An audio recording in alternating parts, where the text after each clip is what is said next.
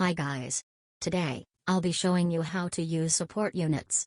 In this video, I'll only be showcasing Erwin, Blackbeard and Merlin. I might be doing a part 2 video wherein I'll show you how to use time stop units such as Gojo, Jotaro, Funny Valentine, Giorno and more. For now, we'll only focus on these three. By the way, I'll be showing you how to use these units in the food map. Let's begin. So the first one I'll be showing is Blackbeard 6.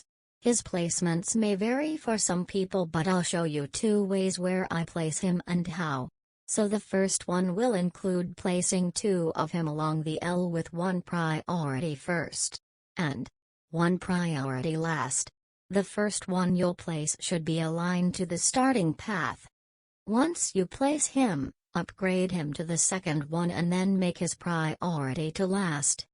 You must at least do upgrade 2 for all BB6 to enable slow enemies. More upgrades give you more range. Anyway, the next BB6 should be around here along the next path. Once you upgrade it, set its priority to last. Do the same for the ones here and here.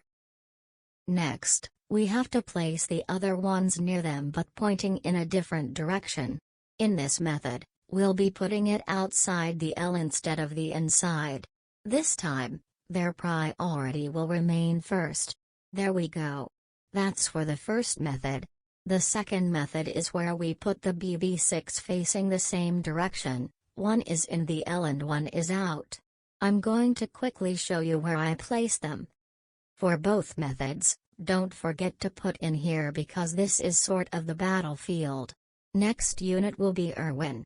You can buff him in so many ways, but I'll only show you one of them, which is the most efficient one. You might know it as the 4-way buff. Going back, you first have to place one Erwin wherein it touches most of your units.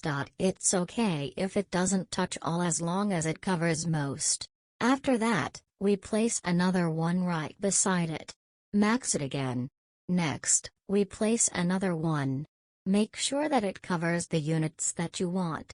Again, the units covered by the first pair of Erwins don't have to cover the range of the second pair.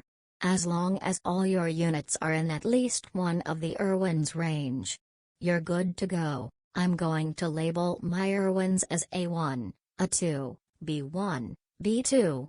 Having the same letter means that they are the same pair. Let's begin. Start by buffing A1. Count 10 seconds, then buff B1.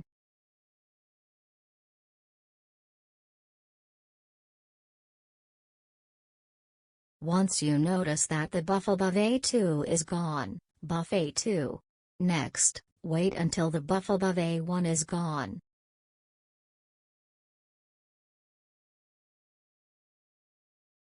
If it is, buff B2. This method will just go on like the A's buffing the B's and vice versa. I'll do this a few more times until you hopefully have mastered it. Once again, the buff with the B's are gone, so I use one of the A's to buff. Note that you don't have to wait for one Erwin to cool down. That's why there's an Erwin beside it. You can also check it with the white strip at the side slowly rising. That's it for Erwin. If you have any questions about it, comment them down below.